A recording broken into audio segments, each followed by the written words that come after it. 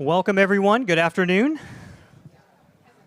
Thank you, everyone, for joining us today. We're so happy to have you here, and welcome to the 16th Annual Undergraduate Research Symposium and our Alumni Keynote reception.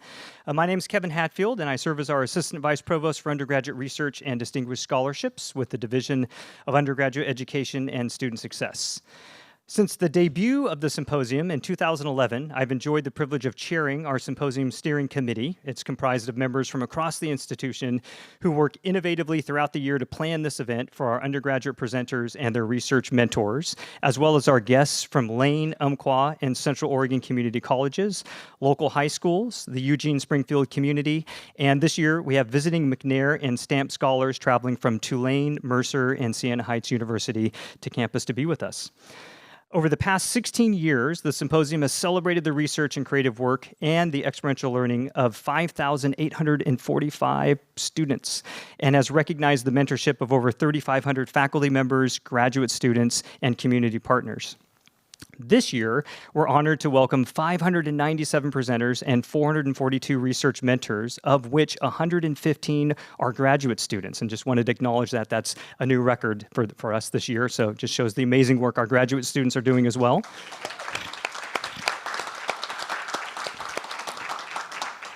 The record number of 493 presentations this year encompasses students from all schools and colleges, the Phil and Penny Knight Campus for Accelerating Scientific Impact, the Ballmer Institute for Children's Behavioral Health, 82 majors, and 77 minors. The breadth of participants is further illustrated by the 134 research centers, institutes, laboratories, museums, and archives that hosted the undergraduates who are presenting here today. And of those students, 341 received funding to support their research and creative work from 83 different internal and external sources. What I want to do is just take a moment to acknowledge the principal co-sponsors of the symposium who make this event possible, and it truly is a village that is required for this event to be pulled off. And so I just wanted to share who those folks are, and I'm going to recognize some specific individuals here in a moment. But the Division of Undergraduate Education and Student Success and the Center for Undergraduate Research and Engagement, the Office of the Vice President for Research and Innovation and the Undergraduate Research Opportunities Program, the University Housing and Department of Residence Life, the College of Design, and Sean Sharp's amazing team in the College of Design Output Room who support the students with printing their posters. That's over 360 posters they helped us print this year. The Robert D. Clark Honors College, the School of Journalism and Communication, the Urban Memorial Union, the Ronald D. McNair Scholars Program, and our wonderful peer leaders from the Affiliated Students of Undergraduate Research and Engagement, or ASSURE, and the Oregon Undergraduate Research Journal, who work throughout the year to host workshops for presenters on poster design, on practicing oral presentations, and writing abstracts and author, artist, and designer statements. And finally, I want to have a special thank you to the UO Libraries, the Institute of Neuroscience, and the Knight Campus for co-funding the poster printing this year. So thank you to all of our sponsors that support our students. I'll direct your attention to the symposium program that's available on our website, the symposium website. That includes the full acknowledgments of our steering committee members, our session moderators, our over 60 volunteers for today that are joining us, and the list of names and the presentation descriptions for all of the presenters and their research mentors. And before I conclude my opening remarks, I just want to take a moment to spotlight the core planning team. This is the team that rolls up their sleeves and really makes sure that this event happens. So if the folks could just stand briefly while I announce them. J.C. Bartlett, Nancy Cunningham, Christabel Dragoo, Lance McCormick, Kenyon Plummer, Victoria Robinson, Joanna Wallace, Mikhail Williams, Jessica Winders, and Carl Reisner. Thank you all for everything you do. It's now my honor to introduce the University of Oregon's 19th president, Carl Schultz, who will offer remarks and recognize the 4 recipients of the Center for Undergraduate Research and Engagement 2026 Faculty Research Mentor Awards. President Schultz is in his 3rd year at the U of O. He previously worked at the University of Wisconsin-Madison, where he was an economics professor, served as the Dean of the College of Letters and Science, and directed the federally funded Institute for the Research on Poverty. And they told me to make sure the introduction wasn't any longer than that. So welcome, President Schultz.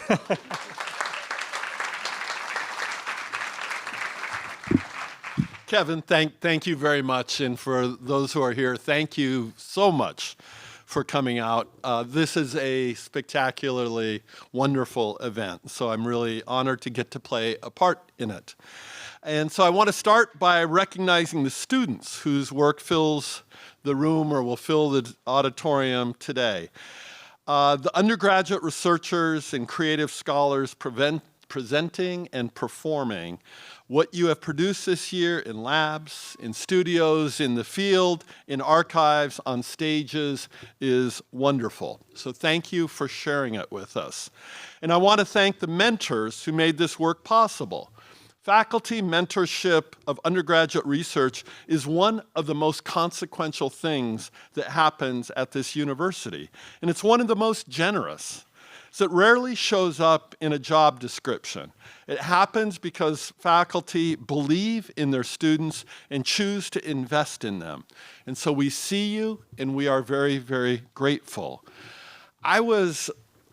Undergraduate research was absolutely formative in my career. I had the opportunity, you might not think this is the most interesting subject imaginable, but I studied the decentralization of obstetrical care services in southeastern Minnesota.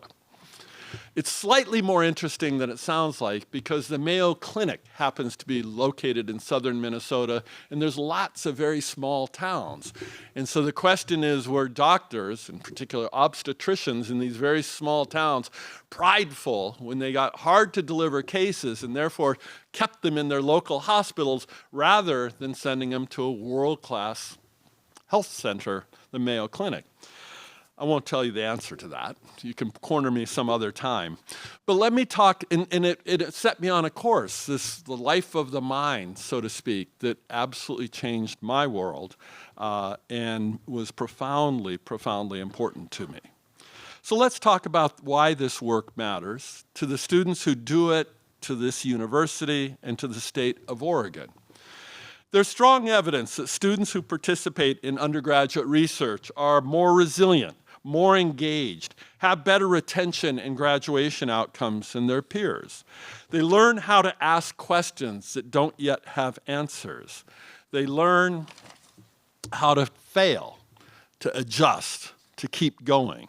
They learn how to communicate what they found to people who are not in the room when they found it. These are habits of mind that prepare a person for almost anything. And undergraduate research changes how students see themselves. The first time a student realizes they are not just consuming knowledge, but contributing to it, something shifts. They start to think of themselves as scholars, as scientists, as artists, as people whose ideas matter.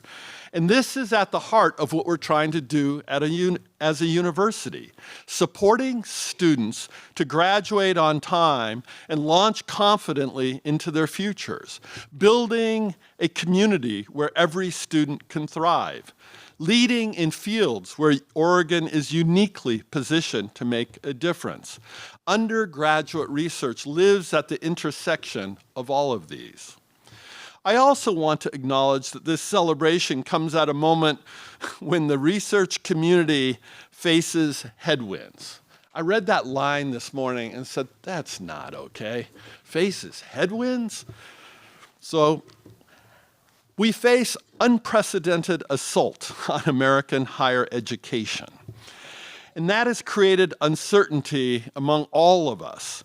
And so I want you to also know that I see the resilience that this community has shown in continuing to pursue our mission. And that too has not gone unnoticed. Which makes today and the awards we're about to present all the more meaningful. So the Faculty Research Mentor Awards recognize UO faculty members each year for their exceptional mentoring of undergraduate research, creative work, and experiential learning. It honors faculty who help their students build a network of mentors while themselves practicing mentorship that is responsive, reciprocal, and adaptive.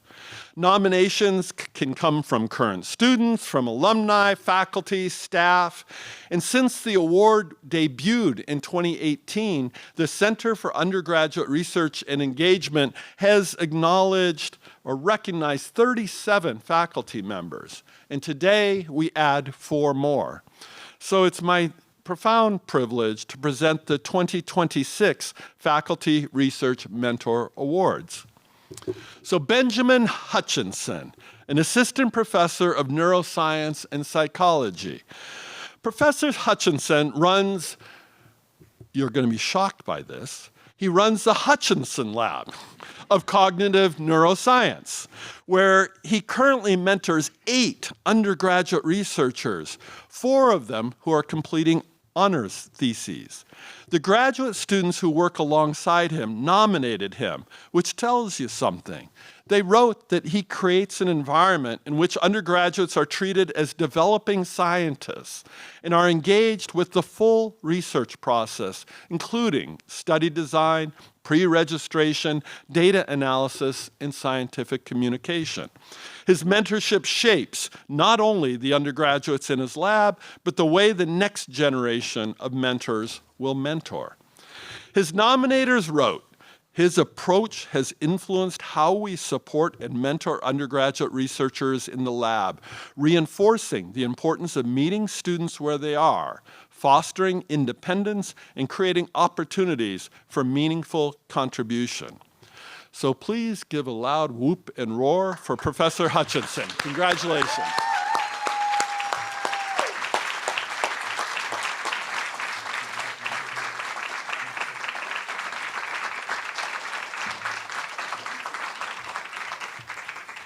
That's good. You did whoop and roar. Next, Caitlin McDonough, Assistant Professor, Department of Anthropology. Professor McDonough was nominated by a remarkably diverse community of current students and former mentees, who are now alumni, who together described her as the kind of mentor who not only sets the model, but exceeds it.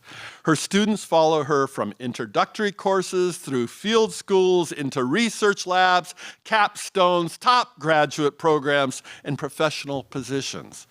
Across that entire arc, she is making space, opening doors, and preparing them as the next generation of experts. From her nominators, her inclusive teaching style ensures that everyone feels they belong in the classroom or out in the field, regardless of their background or physical hurdles. She is the professor and mentor that I think of when I think of the kind of professor I would like to be. Whoops and hollers for Professor McDonough. Congratulations.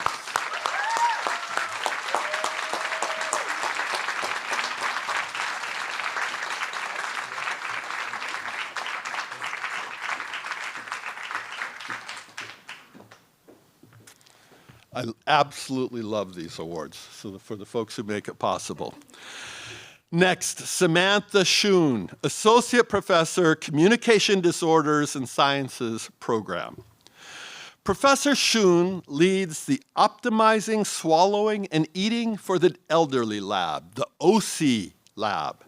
Her mentees describe her as consistently responsive, reciprocal, and adaptive.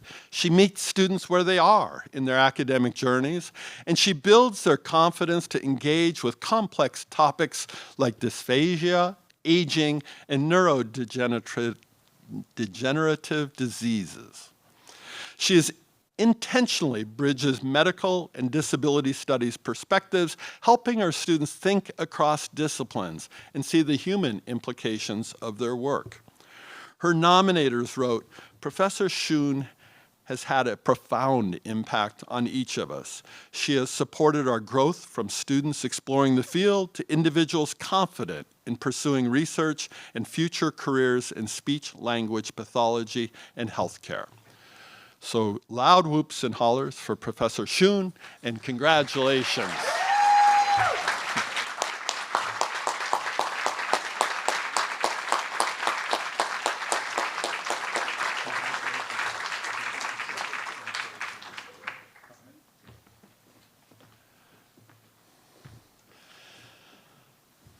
And Colin Williamson, Assistant Professor, Department of Cinema Studies.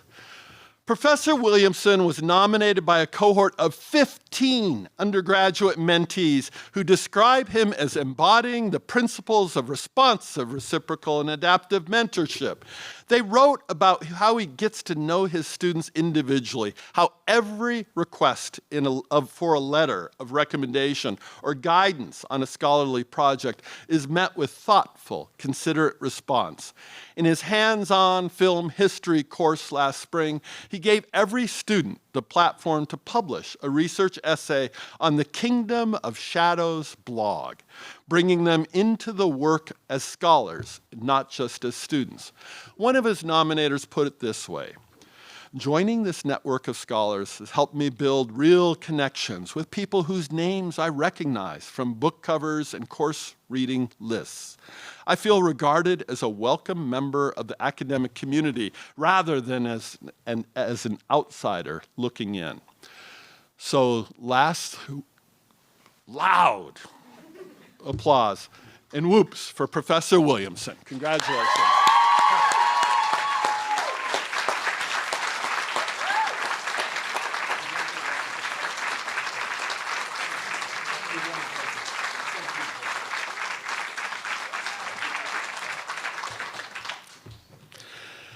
To Professors Hutchinson, McDonough, Schoon, and Williamson, thank you.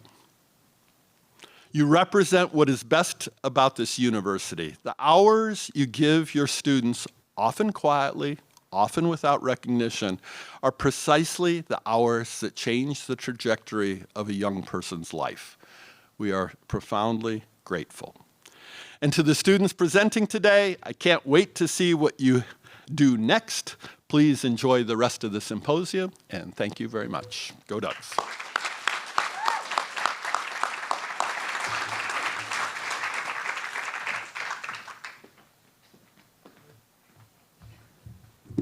Thank you, President Schultz. It's now my honor to introduce our 2026 alumni keynote speaker, Mérida Mehaffey. Mérida is an interdisciplinary scholar based in Brooklyn, New York. She is currently a master's student at Bard Graduate Center, where she studies museum ethics, curatorial practice, and Native American material culture. Her research is grounded in a strong belief in the importance of relational thinking and its power to shape how knowledge is co-constructed. Mérida graduated in 2018 with majors in environmental studies and history. While pursuing her bachelor's degree, she participated in the UO's Emerging Leaders Program and the Ronald E. McNair Scholars Program. Mérida was also a student member of our symposium steering committee, and for her Emerging Leaders Program project in 2015, she developed a plan and a proposal for incorporating undergraduate research exhibits within the learning commons of the residence halls to engage first-year students with these opportunities and resources that the Public Research University offers.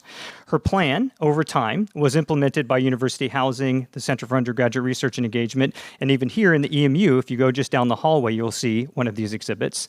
And they are now rotating installations of undergraduate research and creative work that include posters accompanied by biographies of the students and their mentors with call to action QR codes that will link undergraduates to advising hours for undergraduate research. We also were thoughtful in placing them, and this was part of Mérida's proposal as well, along tour routes for prospective and visiting students and families so they could also get a sense of what lies ahead at the U of O.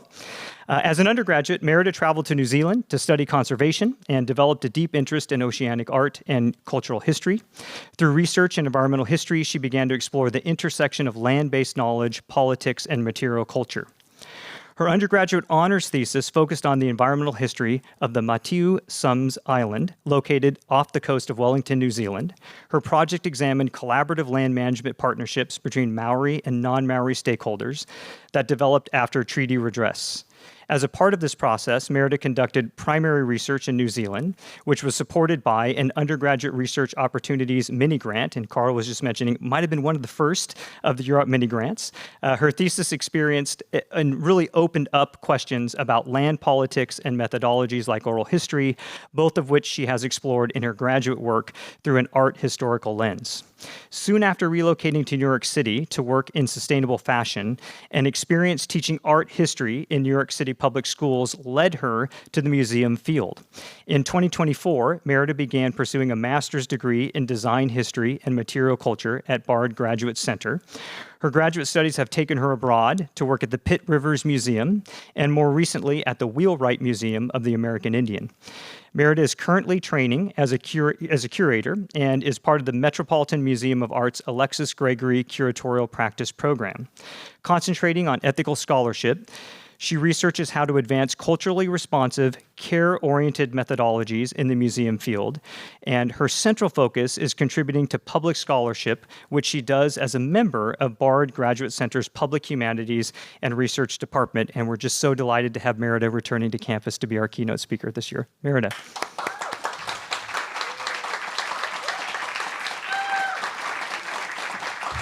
All right, thank you. So I'll talk a little bit more about all of those things now. Let's see. Okay. Can everyone hear me? Good. Awesome. Cool. Hello, everyone. I'm so grateful to have the opportunity to be with you here today. I want to start by saying thank you to Dr. Hatfield for the introduction and for his continued support. I first presented at this symposium in 2017, and I'm delighted to share how my research has developed in the years since then. Here I am at the symposium 9 years ago, standing next to my friend Catherine, who's here today, and is an artist and high school science teacher, helping young students understand the world around them. I remember the symposium well, and the experience of presenting on research questions that emerged over the course of my thesis project. During my time at the University of Oregon, I was excited about a huge range of subjects, including history, biology, art, and geography.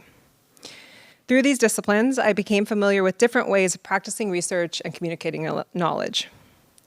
Looking back, I see clearly how this was just the beginning of a long path of discovery. In the years since, I've worked to investigate the questions that began at this symposium, pursuing a range of professional, personal, and academic experiences to understand them better.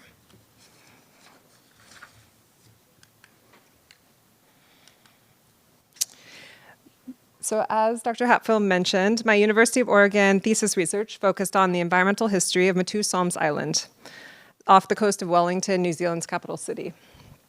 And you can see it here on the upper left. It's a very small island.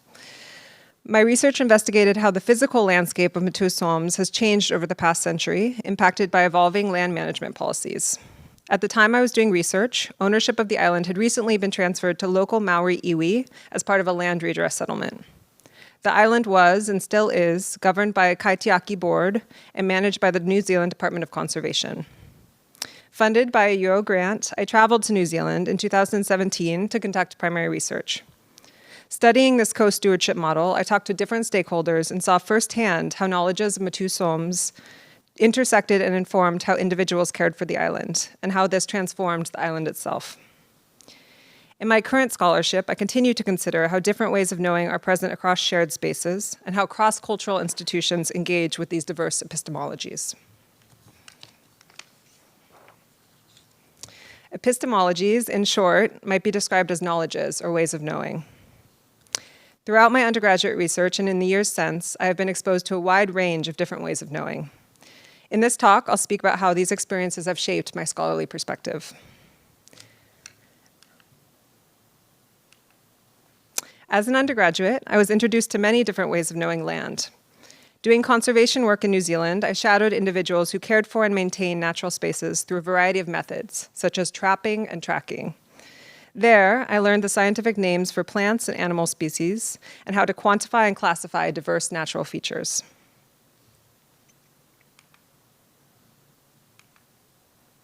Studying geology, I spent a considerable amount of time in southern Utah, in Canyonlands National Park, learning about centuries of geological change and how this history can be observed in the colors and textures of the landscape.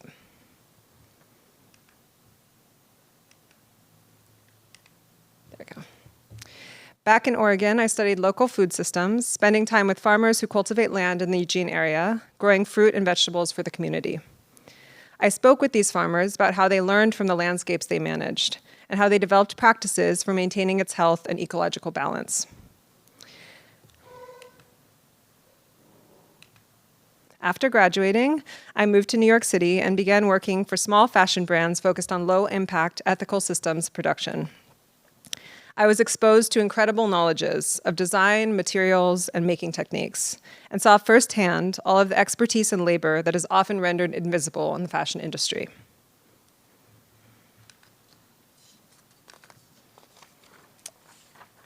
During this time, I also stepped into my first teaching role, designing gallery tours and teaching young students about cultural history and visual art.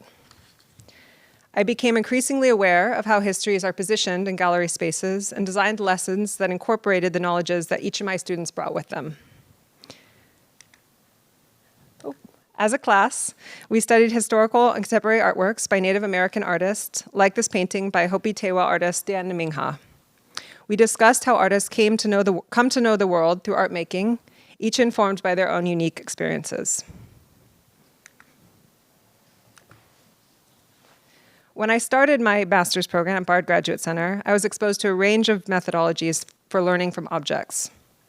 As I explored the world of material culture studies, I found that when you start from the object itself, there is space for many different ways of knowing to emerge. Presenting object-based research as part of BGC's Public Humanities and Research team has shown me the ways that material culture can serve as a strong anchor for positioning knowledge and ideas, engaging the senses and putting us into direct contact with making techniques and makers themselves.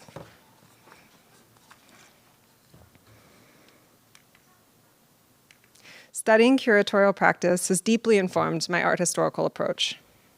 Last summer, I had the opportunity to work at the Wheelwright Museum of the American Indian in Santa Fe, New Mexico. The curators I worked with focused on integrating Indigenous artist perspectives and voices into curatorial narratives, highlighting their knowledges and lived experiences. My work in museums has allowed me to better understand the thoughtful ways in which curators build knowledge around collections, coordinating how this knowledge comes alive in gallery spaces. Over this past year, I've continued to study curatorial practice at the Metropolitan Museum of Art, exploring strategies for integrating community knowledge into curatorial narratives, and highlighting the cultural importance and agency of individual artworks. Throughout my master's degree, I've thought critically about how knowledge is constructed in museums, and how this process is influenced greatly by individual people, talented curators who develop visual and intellectual narratives in museums such as the Met and the Wheelwright.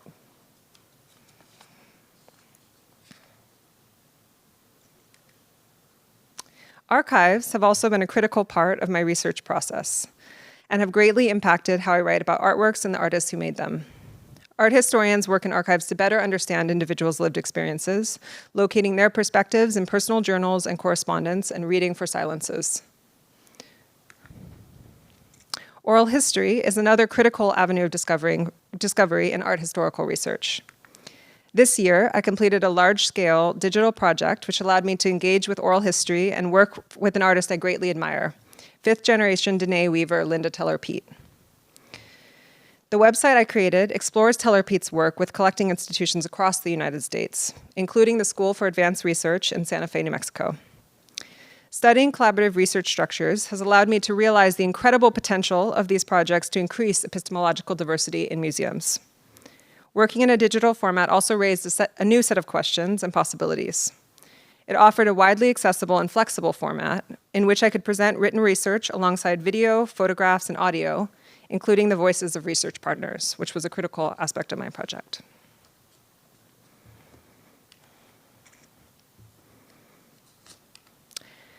My graduate work has been focused on the ethics of collaboration in connection with histories of collecting, categorizing, and caring for items of cultural heritage. Historically, in some US museums, there's a deep and problematic history of extraction from Native communities, of both physical material culture and of knowledge. Incredible scholars like Amy Lonetree have written about curatorial strategies that prioritize co-authorship with Indigenous partners and recognize how knowledge is used and held in many forms across different cultures. Lonetree, pictured here, published her critical text, Decolonizing Museums, in 2008, offering specific decolonial curatorial strategies and highlighting the need for ceding curatorial control to Indigenous artists and research partners. In Research as Ceremony, Published in the same year, scholar Sean Wilson presents a relational research paradigm, one that builds trust and accountability. The concept of relationality is a central aspect of Indigenous epistemologies, defined by Indigenous Australian scholar Lauren Timon as an ethic of responsibility practiced towards kin, those to whom we are related to and in relationship with. In her writing, Timon emphasizes that relationality is not metaphorical, but is inextricably linked to real responsibilities. These ideas converge in exciting new exhibitions, such as Towards Joy, New Frameworks for American Art, installed in the Brooklyn Museum's 200th year. Dare Turner, pictured here, the museum's curator of Indigenous art, often describes curation as an act of care. Throughout this exhibition, diverse epistemologies are woven together, along with artworks from the museum's permanent collection. Curatorial narratives convey that research is a relational social practice rather than an individual one. It is my strong belief that this is true across disciplines, and my biggest lesson throughout my journey has been to leave room for serendipity in research. To share openly, expose yourself to as many ideas as possible, and always prioritize reciprocity and respect. As a young undergraduate at the University of Oregon, being introduced to a wide variety of disciplines and frameworks, I stood at the center of a network of ideas. As I've moved further into the art historical field, I now understand that the best research brings together a huge range of perspectives and creative voices, each bringing with them their own network of ideas.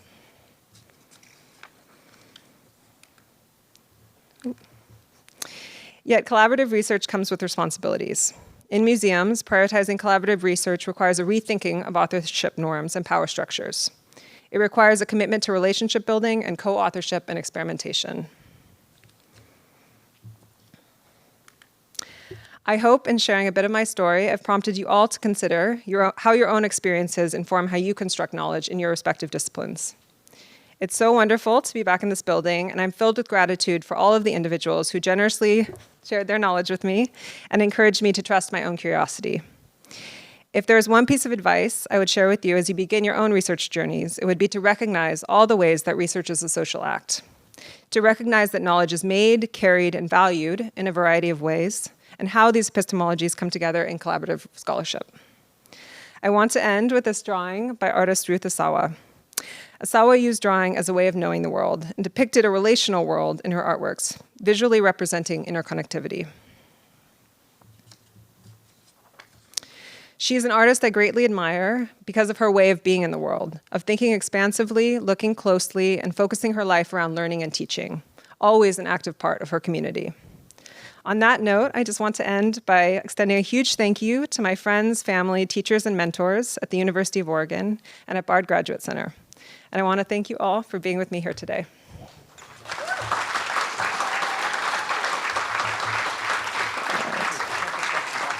Oh, yeah. I know I went through a lot, so if you have any questions, we're going to do it. Yeah, we have time for questions, and I can hand the microphone around if anybody.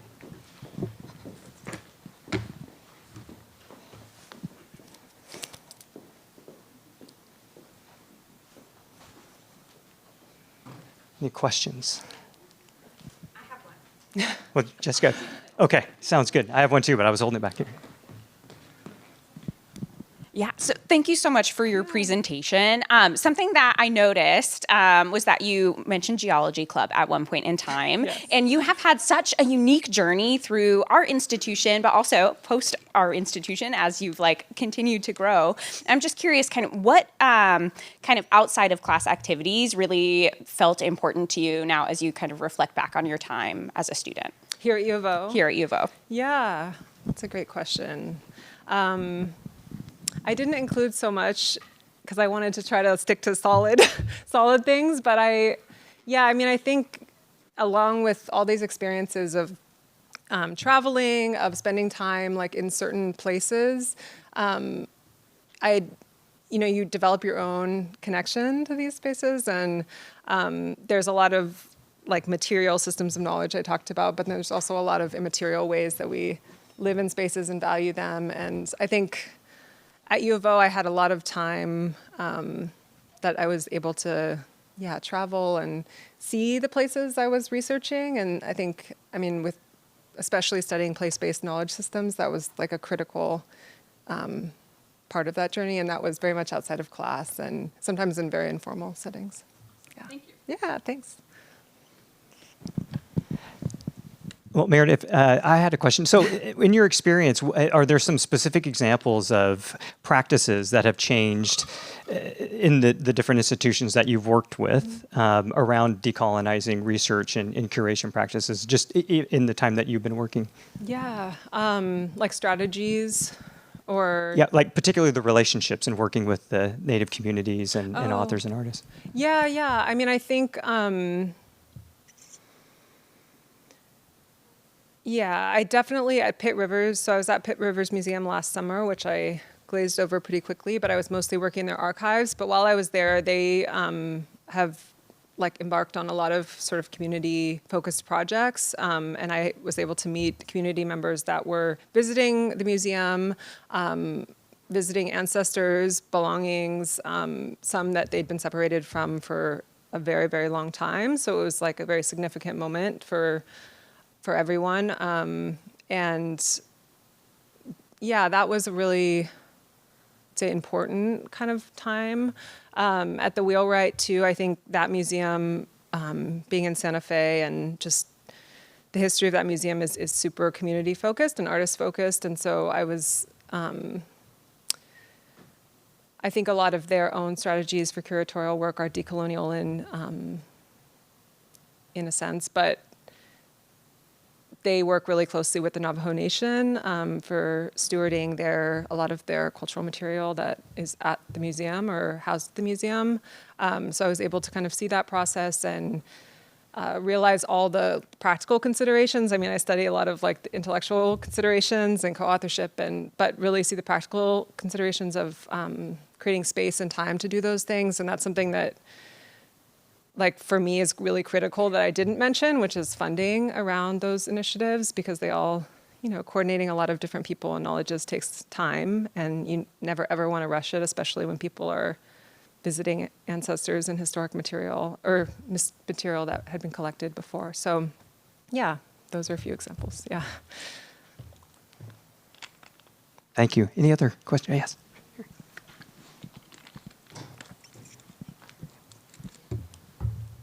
From graduation to now, was there any way that your research interests evolved that kind of surprised you or took you off guard that you weren't expecting?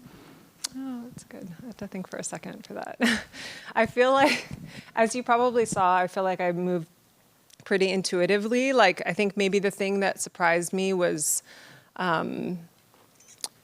like, the light bulb that kind of went off when I found Bard Graduate Center, when I was like, oh, okay, like these all do connect. And I feel like that happens for a lot of people. And I had maybe like a longer time frame of that process to happen. But like even these disparate interests, like natural dyeing or working with textiles, like were really critical to my time studying material culture, and that I knew like I had knowledge around farming and growing certain things was also critical to, I would never think that those would be important to an art historical sort of framework, but they all have been like really essential to my own way of working. And so I think,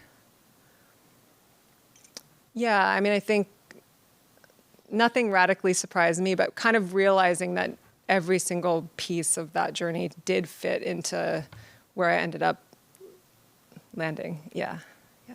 Thank you for the question.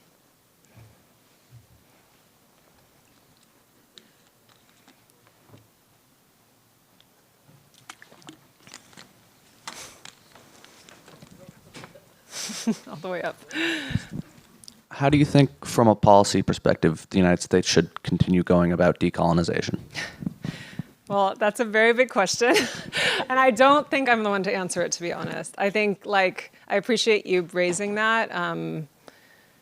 But I mean, I think policy is not my main focus, but I will say, like I said, funding initiatives, because there's so much good work being done, like in the museum field, outside of it, in, I would say, every different discipline here at the U of O and at a lot of institutions I've like been at or even just visited. But creating structures for like permanent, programs and really funding like not only Native arts but like emerging Native art historians. I think there's many different opportunities that like need to be funded. Yeah, that's what I would say. But definitely, I appreciate you raising that point because it's a huge issue. We have time for one more question, if there's. In the front, Kevin. Oh, sorry. Thanks, Jessica.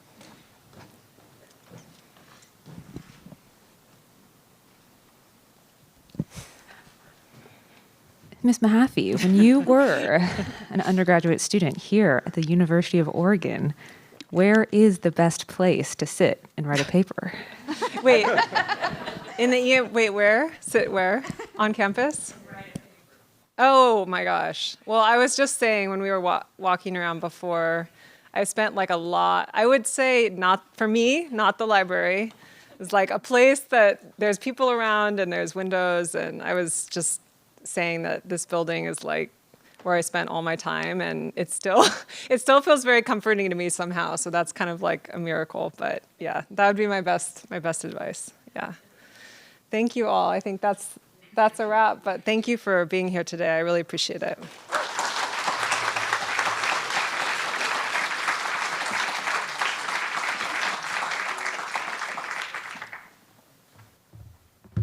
Thank you, Meredith. It's wonderful to have you back on campus. We'll take a tour so you can see the installations of your original proposal years ago. So it's now my privilege to introduce our concluding speaker, Jerry Richmond, Interim Vice President for Research and Innovation and the Presidential Chair in Science and Professor of Chemistry at the University of Oregon. Bridging the fields of chemistry and physics, her research focuses on elucidating the molecular characteristics of aqueous surfaces through the combined use of nonlinear laser spectroscopy and molecular dynamic simulations, work with significant implications for oil remediation, atmospheric chemistry, and alternative energy technologies. She's also the founding director of COACH, a grassroots organization that has helped over 25,000 women scientists and engineers in career advancement in the U.S. and over 24 developing countries over the past 25 years. Dr. Richmond recently completed service as a President Biden appointee, serving as the U.S. Department of Energy's Undersecretary for Science and Innovation, where she oversaw all fundamental and applied research supported by the agency, as well as 13 DOE national laboratories. Her scientific and outreach achievements have been recognized with numerous prestigious honors, including the National Medal of Science awarded by President Obama, and the Priestley Medal, the highest honor of the American Chemical Society, among others. She is a member of the U.S. National Academy of Sciences and a fellow of the American Academy of Arts and Sciences, and we're very honored to have her joining us here today. Thank you.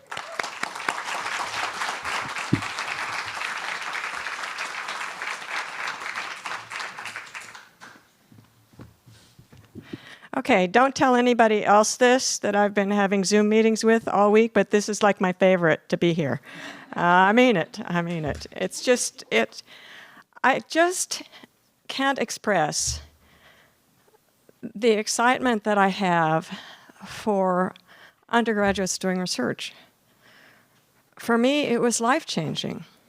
I mean, I grew up on a farm in Kansas and started doing research as an undergraduate, and a whole world opened up.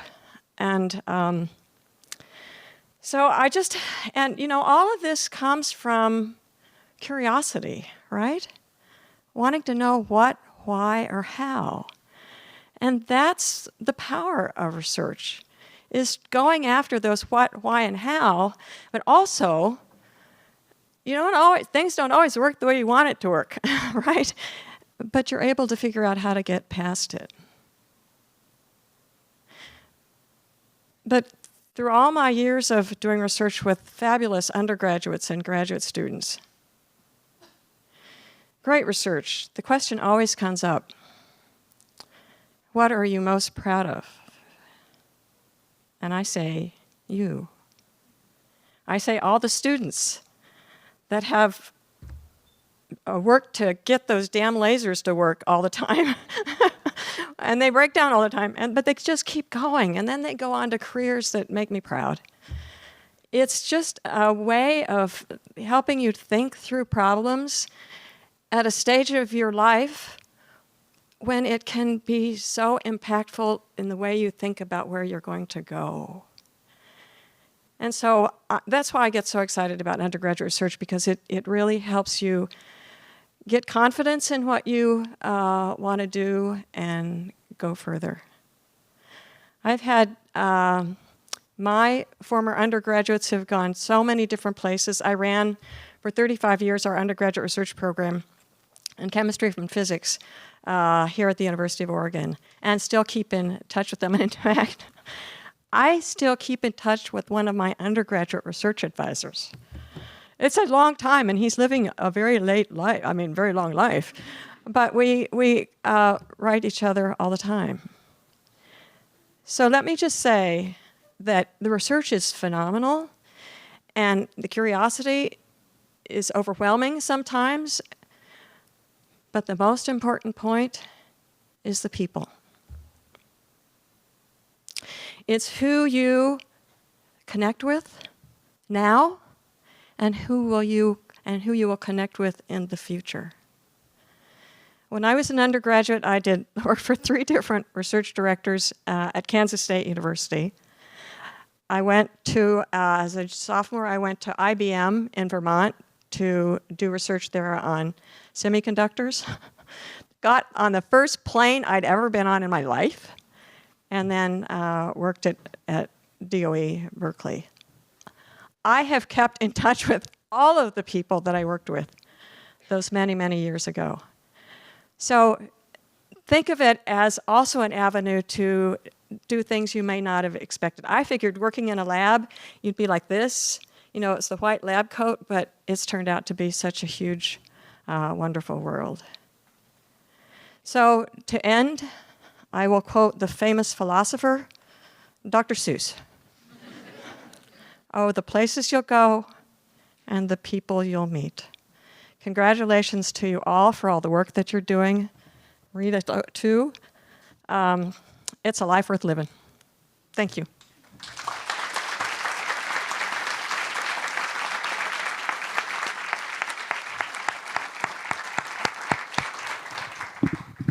Well, thank you. I just want to thank all of our speakers today, Carl Schultz, Mérida, Jerry, thank you so much for being here. I just want to let folks know there's still food left, so definitely indulge on your way out. The concurrent oral sessions will begin again shortly. The poster sessions will be both in the ballroom and here in the Redwood Auditorium starting at 4:30, and the Asian Studies event at 5:30 in the Cedar and Spruce Room. So thank you so much for being part of the Undergraduate Research Symposium, and we'll hopefully see you next year. Thanks.